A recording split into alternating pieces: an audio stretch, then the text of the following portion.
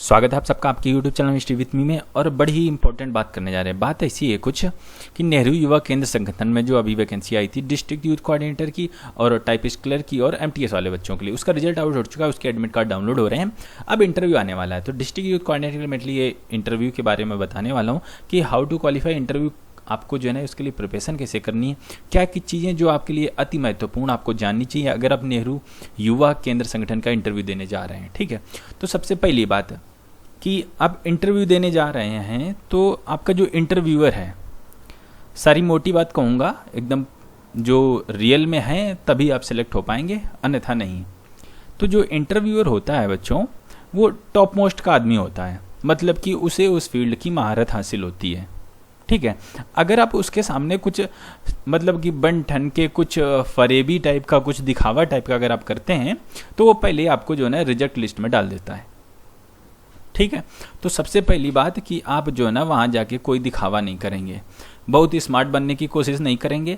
जैसे आप हैं बस धुले धुलाए कपड़े, अच्छे से आयरन कपड़े अच्छे से पहन के जाना, शूज़ वगैरह हो सके तो फॉर्मल यूज करना, हो सके नहीं फॉर्मल ही यूज करना, लेकिन साफ़ सुथरे हो। ऐसा नहीं कि ब्रांड न्यू लेके आओ सियाराम से वो पहन के जाओ, ऐसा भी नहीं। आपके पास जो है आप जो है ना उसे अच्छे से धुलवा के आयरन करवा के शूज़ वगैरह पॉलिश करके आप जाइए। ठीक है, और अपने हाथ में अपने सारे डॉक्यूमेंट्स वगैरह भी लेके जाइए। सबसे पहले आप इंटर करेंगे रूम में, सारी चीज़ें मैं बता देता हूँ। इंटर कर लिए आप रूम में, बैठने को कहेंगे, जब वो बैठने को कहें तब आप बैठिएगा उसमें। ठीक है, फिर जो है ना उनकी तरफ से ही क्वेश्चंस आते हैं, तो मोस्टली आपका बायोडाटा उनके पास रहता है, आपने फॉर्म फिलअप कर रखा होता है, तो जो है ना वो उसी से क्वेश्चंस आपके रखते हैं। तो सबसे पहली बात ये हुई कि जो मैंने सबसे पहले आपको बात बताई कि भाई फरेबी नहीं बनना है, जो आता है आपको वो बताओ। अंग्रेजी बोलनी आती है अंग्रेजी बोलो, नहीं आती है तो बीच बीच में, ऐसा कुछ नहीं आप बीच बीच में हिंदी बोल रहे हो तो अंग्रेजी के वर्ड यूज कर सकते हो। नॉर्मली जैसे मैं आपको हिंदी बोल रहा हूँ लेकिन मैं कई सारे वर्ड अंग्रेजी के यूज कर रहा हूँ। ठीक है, तो आजकल तो मोदी का ज़माना आप देख रहे हैं, स्वयं मोदी भी बड़े बड़े मंचों से हिंदी में भाषण देते हैं। ठीक है, तो आप जो है ना इसमें आप दे सकते हैं, आप हिंदी यूज कर सकते हैं, उसमें बीच में अपने अंग्रेजी का वर्ड डाल सकते हैं। ऐसा नहीं कि आप अंग्रेजी के चक्कर में लड़खड़ाए जा रहे हो, अपनी बात आपको पता है, उसने कोई चीज़ पूछी आप वो बता भी नहीं पा रहे हो, तो किस बात की अंग्रेजी। तो ध्यान रखिएगा, आप हिंदी में बोल सकते हैं, बीच में अंग्रेजी वर्डों का प्रयोग कर सकते हैं। अब ये बात हो गई। अब देखो बच्चों, जो इंटरव्यूअर है वो क्या पूछेंगे आपसे मोस्टली। अब देखो IAS का एग्ज़ाम होता है, PCS का एग्ज़ाम होता है। ठीक है, तो लोग क्या पूछते हैं, आपके जो सब्जेक्ट रहे हैं, जो चीज़ें रही, फील्ड रही हैं, आपकी हिस्ट्री, जियोग्राफी, करंट इवेंट्स, इन सब चीज़ों से पूछते हैं।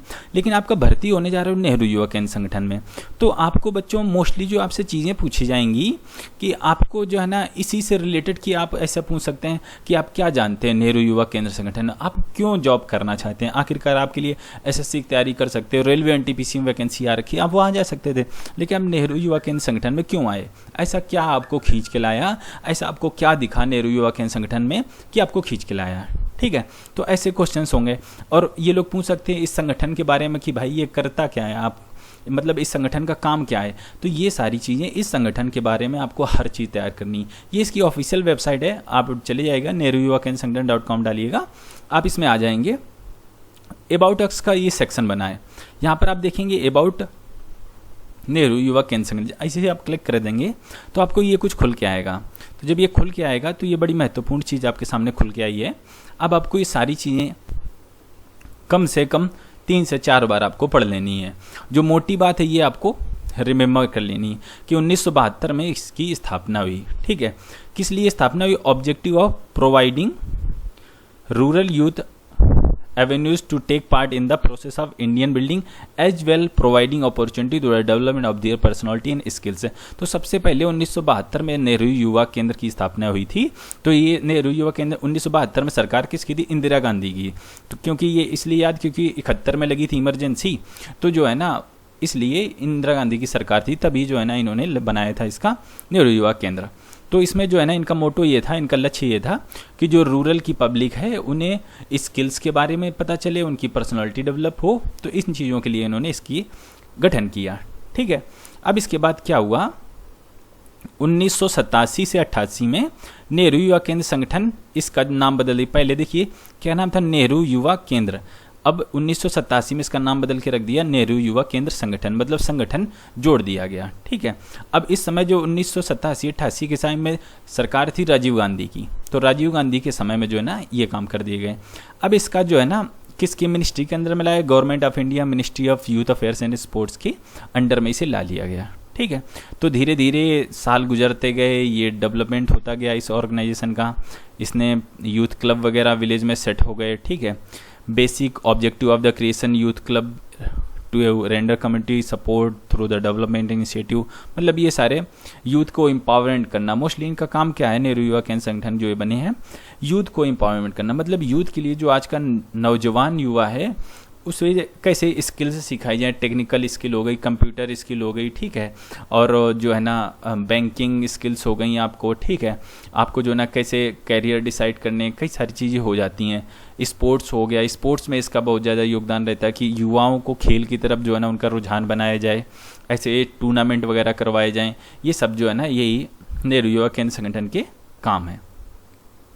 ऑब्जेक्टिव आप यहाँ से देख सकते हैं कि ऑब्जेक्टिव मतलब कि इनका लक्ष्य क्या है, ये आपको जरूरी एक बार पढ़ लेना।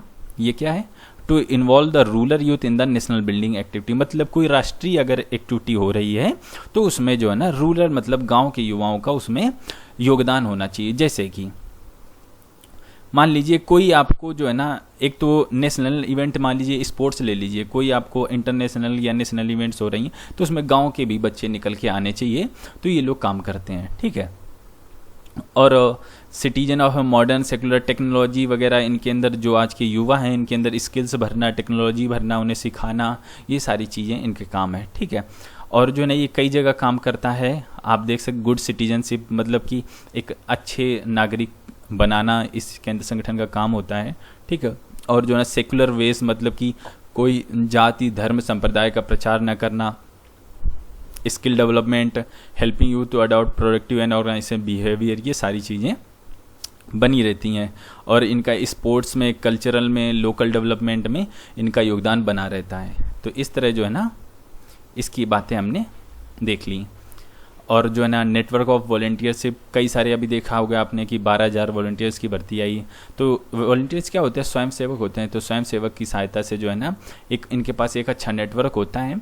आप अपनी बात, कोई सेंट्रल गवर्नमेंट ने कोई स्कीम जारी की तो इतने सारे स्वयं सेवकों की वजह से सब जगह, मतलब कि सुदूर क्षेत्रों में, गाँवों तक में अपनी स्कीम गवर्नमेंट पहुँचा पाए, जो वहाँ के युवा हैं उनको कुछ लाभ मिल पाए, उन्हें कुछ सिखा पाएँ, कुछ टेक्नोलॉजी उन्हें दे पाएँ। तो इस जो है ना इसका काम बना रहता है। ठीक है, तो ये बात इसकी हो गई, जिससे कि क्या होगा कि इनमें हेल्थ के प्रति, ये देखिए ये लाइन बड़ी इंपॉर्टेंट है, स्किल जनरेट होगी, उनकी अवेयरनेस होगा, उन्हें अबाउट हेल्थ के प्रति अवेयरनेस मिलेगा। जीवन जीने की और क्या, किससे हम अपनी इनकम कर सकते हैं, सेल्फ एम्प्लॉयमेंट मतलब खुद का रोजगार कैसे बनाएं, ये सारी चीज़ों के बारे में नेहरू युवा केंद्र संगठन प्रचार करता है, गवर्नमेंट की पॉलिसीज जो आती हैं। ठीक है, तो ये बात इसकी हो गई।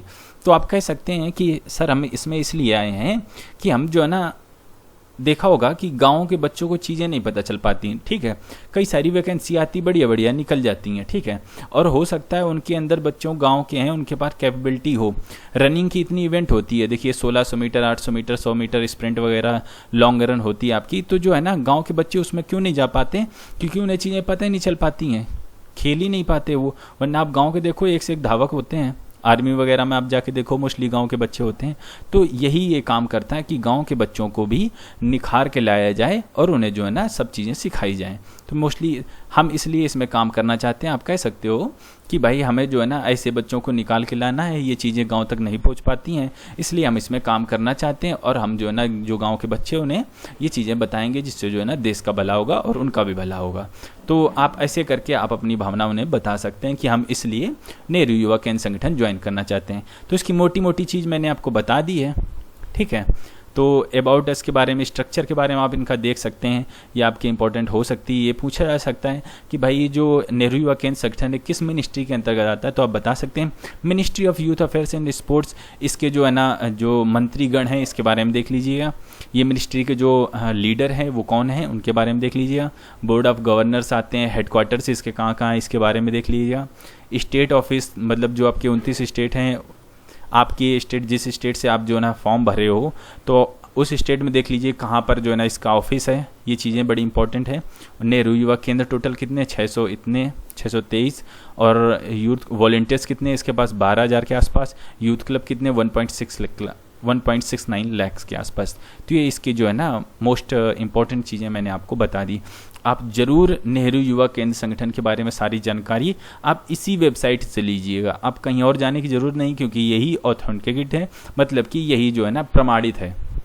यहीं से सारी चीज़ें पढ़ के आप अपना इंटरव्यू देने, जो आप हैं अच्छे से कपड़े साफ स्वच्छ पहन के इंटरव्यू देने आपको जाना है। और जो भाषा आप बोल पाते हो उस भाषा में बोलना है, क्योंकि ये संगठन ही ऐसा है जो गाँवों से जुड़ा हुआ है। आप वहाँ अंग्रेज बन के जाओगे तो कैसे बता पाओगे आप? जब आप आम पब्लिक की भाषा ही नहीं बोल पा रहे हो तो उन्हें समझाओगे कैसे भैया कि ये बात है? अंग्रेजी बोलोगे कहाँ समझेंगे वो, ठीक है। तो मैं भी आपको बड़ी मोटी बात बताता हूँ जो कि प्रैक्टिकल होती है, तो इसलिए आप इसके लिए बिल्कुल चिंता ना करें। और क्योंकि इंटरव्यू के नाम से ही आपको लगने लगता है कि भाई अंग्रेज बन गए हम, ऐसा हरगिज नहीं है। जो भाषा आपको आती है उस भाषा में कॉन्फिडेंट होकर बोलिए और आपका सिलेक्शन पक्का होगा। तो बस इस वीडियो में हमने मोटी मोटी बातें डिस्कस कर ली। अगर कुछ और जानना पूछना चाहते हो तो आप कमेंट कर सकते हो। बस इस वीडियो में इतना ही। हम आपसे मिलेंगे अगले वीडियो में, तब तक के लिए वंदे मातरम।